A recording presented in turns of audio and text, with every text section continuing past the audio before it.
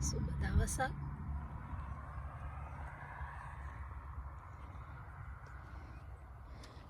අපි අද සෙන්සුරාදා දවසක් උදෙන්ම ආවා. මෙතන පාතිය ලෑස්ති කරා. අපිට ඊයේ දා කරගන්න බැරි වුණා. පෙරේදා අපි ආවේ දවසකට කලින් කරගන්න බැරි වුණා. දැන් අද මේ බීට්‍රූට් වලට හැදුවා. ලෑස්ති කරා පාතිය. මෙතන ගෝවා වලටයි ගෝවා පැල 6කට. ඔද ගෝවා වලට හුඟක් ඉඩ ප්‍රමාණයක් යනවා. දැන් ඒක අපි මේ දෙක අදින් දන්න යන්නේ.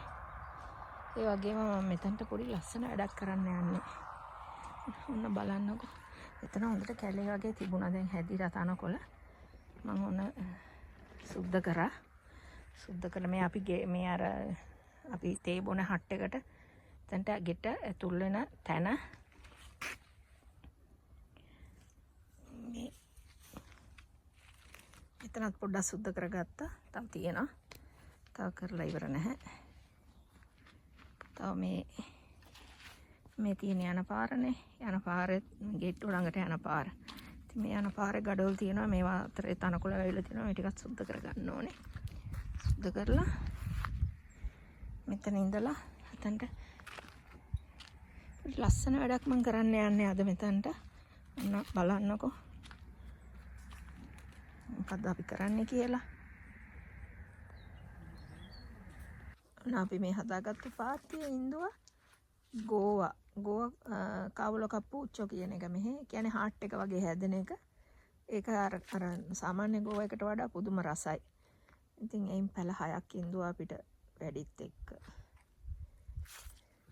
එතන තව සැලඩ් වර්ගයක් ඉඳුවා.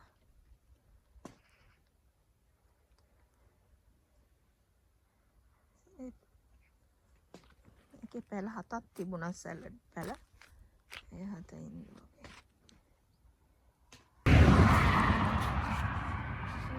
මේ තමයි ගිය අවුරුද්දේ හැදිච්ච වැටකුළු ගෙඩියක්. මම මේක වේලෙන්න තියලා සීඩ්ස් ගත්තා. ඒ සීඩ්ස් තමයි මේ අවුරුද්දේ ඉඳුවේ. මේ අවුරුද්දේ ඉඳලා ඔය පළදාව ගත්තේ.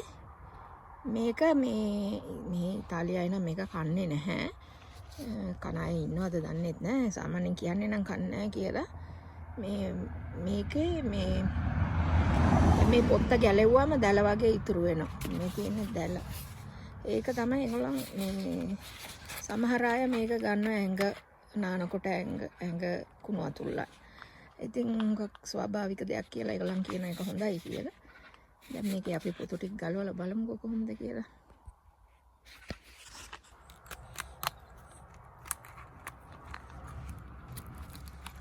මේ මෙතන නටුවේ ඉඳලා ගලවගෙන එන්න ඕනේ. එතකොට තමයි හරියන්නේ. මම යටින් ඉස්සරලා ගැලුවේ ඒක වැරදි. මෙතන නටුවෙන් ගලවන්න ඕනේ. එතකොට ලේසියෙන් ගලවන්න පුළුවන්. මේ විදියට මෙහෙම පොත්ත ගලවන්න ඕනේ. පොත ගැලෙව්වම මේක මේ හරි සොෆ්ට්. මේ මම එකක් ගෙදර ගෙනිච්චා. මේ හුඟක් අය මේක පිට අතුල්ලන්න එහෙම ගන්නවා. මේ ඒ කාලේ මේකෙන් තමයි කරලා තියෙන්නේ. දැන් වගේ ස්පන්ජ් මේවා කඩවල වල වගේ දැන් නැහැනේ. ඒ කාලේ තිබුණේ. ඉතින් මේ ඉතාලියාව මේවා පාවිච්චි කරලා තමයි පිඟන් හොදන්නද එක ඒවට අරන් තියෙනවා මේවා. වලං හොදන්න මේවා අරන් තියෙනවා. එක ඒවට. ඉතින් ඒ කාලේ තිබුණේ නැහනේ දැන් වගේ. දැන් ඉතින් එක මොස්තරෙන් තියෙනවානේ කඩවල වල. ඒ කාලේ තිබුණේ නැහැ. ඉතින් මේවා තමයි පාවිච්චි කරලා තියෙන්නේ. ඔන්න දැන් අපි ඔක්කොම ගලව ගත්තා පොතු. බලන්නකො කොච්චර ලස්සනද කියලා මේක.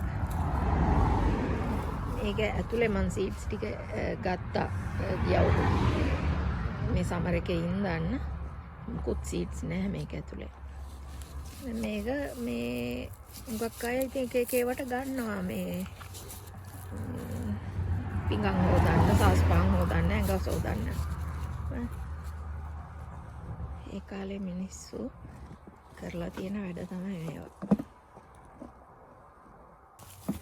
ඔන්න මේ වැටේ යන පාරේ හැදිච්ච වට්ටක්ක ගෙඩිය උඩ ඔන්න දැන් මේ පැලේ මැරිලා. ඔන්න මං අලුත් දෙයක් කරාද අපි ළඟ යකඩ වලින් හදපු ලස්සන මේ එකක් තිබුණා. දෙක ෆ්‍රේම් දෙකක්. ඉතින් අපි ඒක මේ විදියට ගැහුවා. දැන් මෙතන මේ ගෝවනේ ඉන්දුවේ අපි මෙතන බීට්රූට් දැම්මා. එතනම මෙතනට යන පාර තියලා ලස්සනට මල් පැල ටිකුත් එහෙම තියලා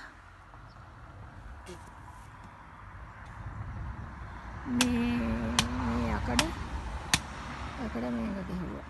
මේක ලස්සනට ගැහුවා අපි. ඒ වගේම දැන් මෙතන ගෙට යන පාරනේ. ඉතින් ඒකෙත් අපි පොඩි වැඩක් කරා. මේ මල් පෝච්චි ඔක්කොම සුද්ධ කරා අපි. සුද්ධ කරලා මේ සැලරි පැල දෙක ඔක්කොම සුද්ධ කරලා හොඳට පෝර දාලා ආයෙත් හරි ගස්සලා තිබ්බා. කොත්තමල්ලි පැල. ඔන්න මෙතන අපි තව යකඩ වැටවල් දෙකක් තිබුණා ඇඳි දෙක වගේ. ඒක අපි මෙතනට ගැහුවා.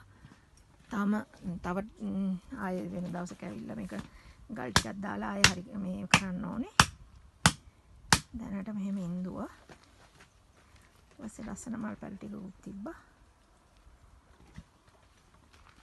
ඒ දෙපැත්තට ගැහුවා ඒ ඇඳි දෙක. මෙතන ඇතුල් වෙන තැනනේ ඉස්සරහා අපේ හට් එකට. ඉතින් අපි එතන මේ විදියට මල් පෝච්චි තියලා ඇඳි දෙකක් දාලා ලස්සනට හැදුවා.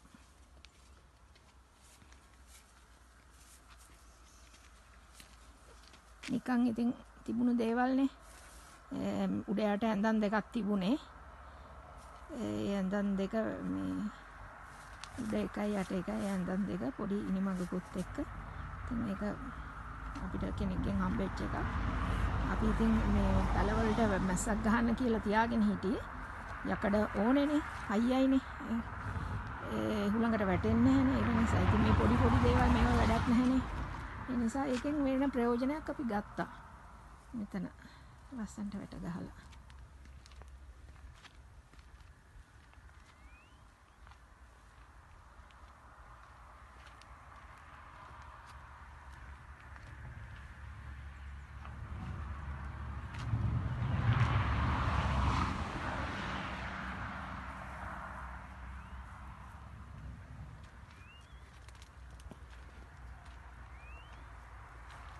හරි නැවත වීඩියෝ එකකින් හමු වෙනතුරු ඔබ සැමට සුබ දවසක්.